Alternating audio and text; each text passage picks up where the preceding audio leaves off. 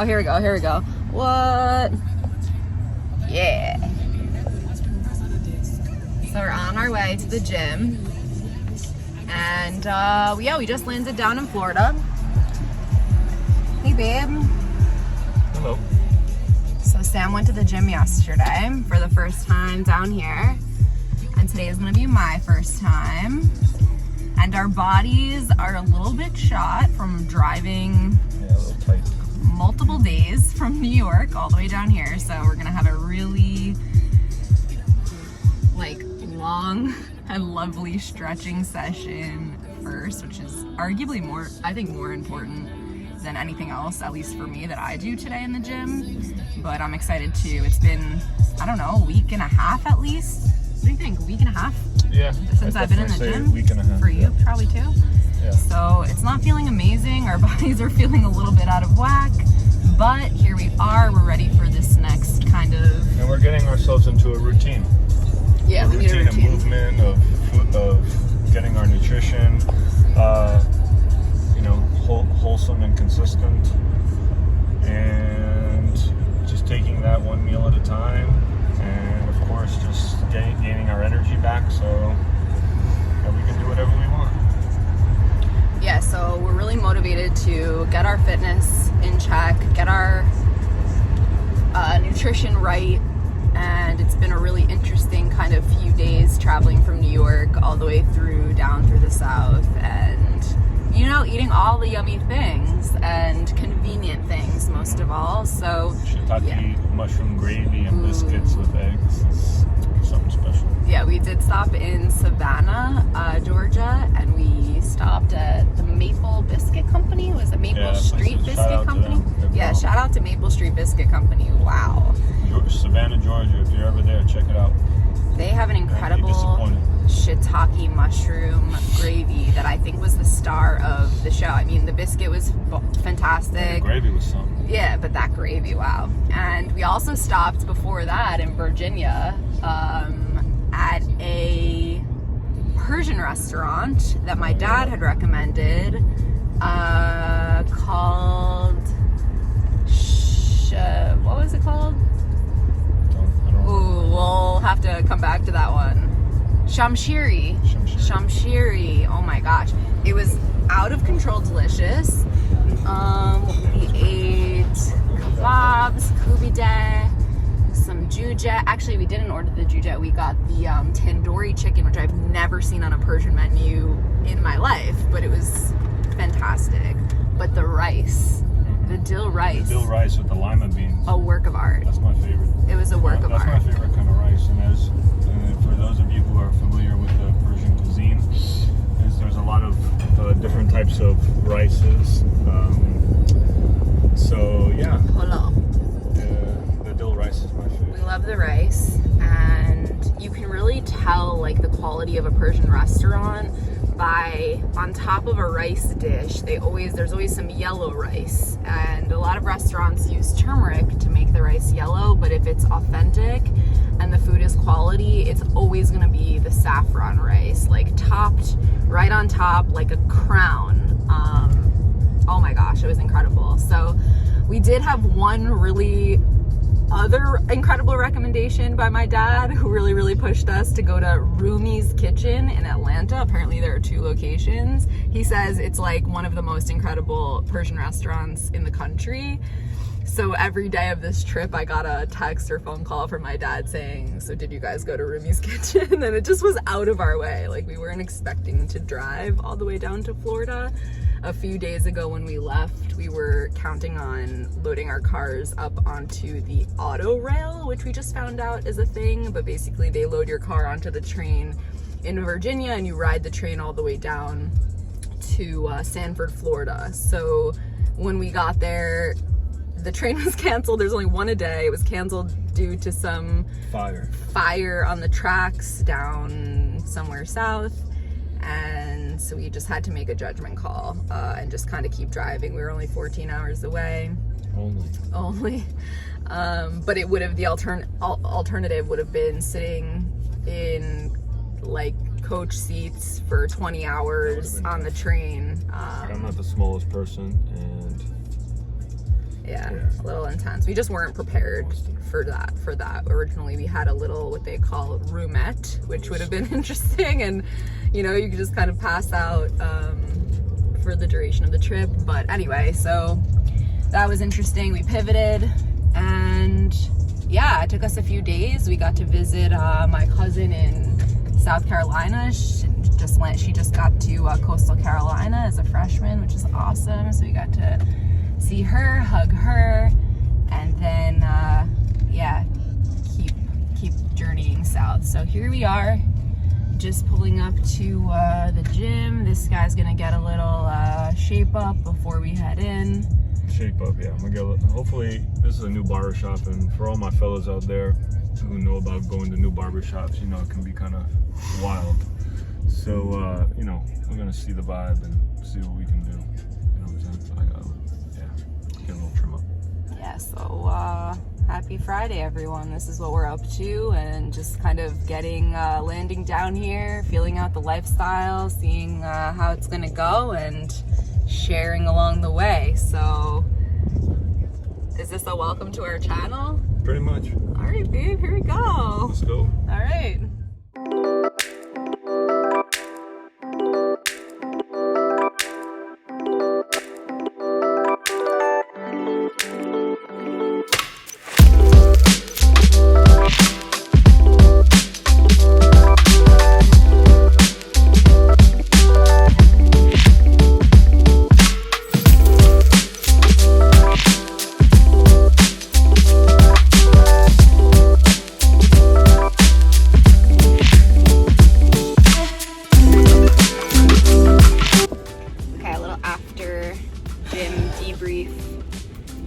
So we were just saying that Florida's so cool because everyone's getting after it. Everyone's like really trying their hardest to, like, I don't know whether it's like just to feel good or to look great because it's hot and we're wearing shorts and bathing suits, but it was really it's a lifestyle. And like, there were so many older people. Like, I've never seen so many older people in a gym. I mean, you had a range of ages, obviously, but yeah, a lot of young people too who are getting after for themselves. But it's just really nice to finally find a state like Florida, where, you know, we can be in shorts all the time. We can be barefoot, which is naturally just healthier. To be more, you know, minimalistic in a way, you know what I'm saying? And being able to ground ourselves, and then in the morning first thing, and then getting after a nice strength training workout, and then, you know,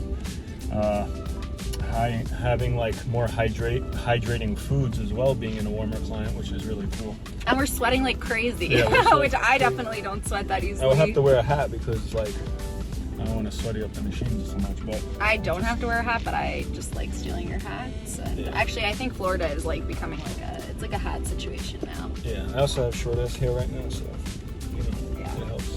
So like, yeah, we were just talking about like stuff like our own goals as we're just getting back into the gym. And I know you were saying you like want to start staying in the gym longer, which yeah, the reason cool. Because I naturally am staying in the gym a little longer is because I'm going more kind of higher volume, focus on muscular development rather than just like strength and power, which is usually my focus, especially being in like colder climates, where it's like, okay, let's just maximize for like 4 to 6 reps and getting strong as you know what, and really you know, just feeling good, which is great. But then it's like, okay, I have a new goal for myself, which I've explored when I was younger, to volumize my muscles, which means needing to go higher volume to really like shape and sculpt.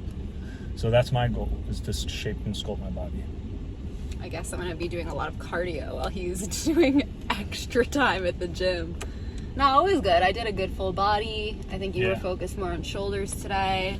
Yeah, I haven't a lot really of stretching too, and we always stretch like in the beginning of our workouts. We always take time to mobilize our bodies, hips, ankles, wrists, all around our knees, our wrists. So, you know, Sam's definitely been teaching me a lot about like grip strength and grip strength. Yeah. I've been practicing yoga forever, so like for me, wrists are a huge part and wrist mobility, but like grip strength and like focus on like wrist control has never really been something that I've thought about too much. So I'm getting into it a little bit.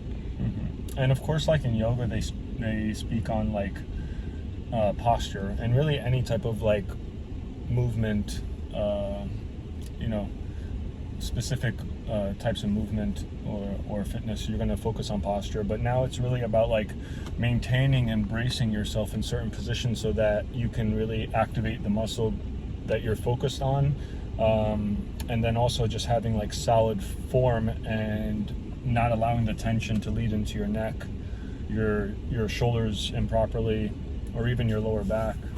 I'm definitely learning, so Sam's teaching me, and we'll definitely do like another few videos probably on just posture. I think it's like the number one thing in the last 2 months of training with you that like posture and breathing has, you know, posture and has breathing. been like the number one piece of advice, and like you can feel it when you're in the right posture and like contracting your muscles in the right spot. Like over time I can just feel my body naturally and that's being how you held up. That's how you And properly build your body. yeah, you know, and we do have a lot of things like this in yoga, and posture is a huge part, spine strengthening.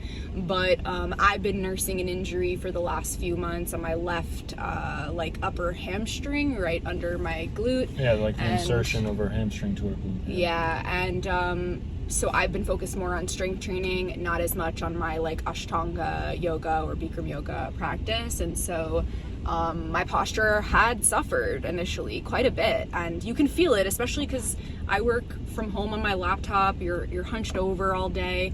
So yeah, posture, I think focus on posture has been the number one like gift from strength training like that you've given me. So we'll do some demos. I mean, I'll be the guinea pig.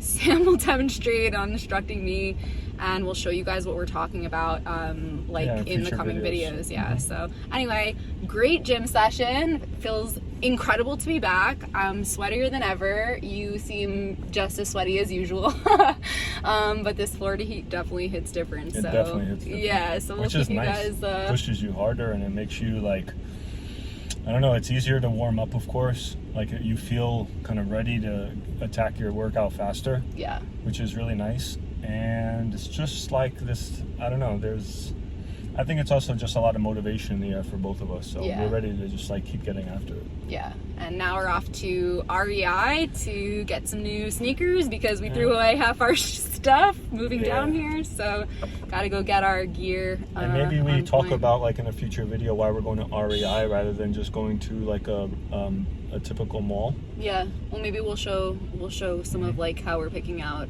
some of the stuff we're looking at and like the factors that we're considering and things like that, because Picking up foot an athletic health shoe is something that we've also both you know, really gotten into. And it's huge. you know, I think as COVID has kind of shut down a lot more like normal maybe social and business activities, at least for me, I'm not really wearing heels as much, and I can therefore really focus on my foot health. You have totally different like goals with your foot health, but it's a huge factor in our like overall fitness like motivation. So Yeah.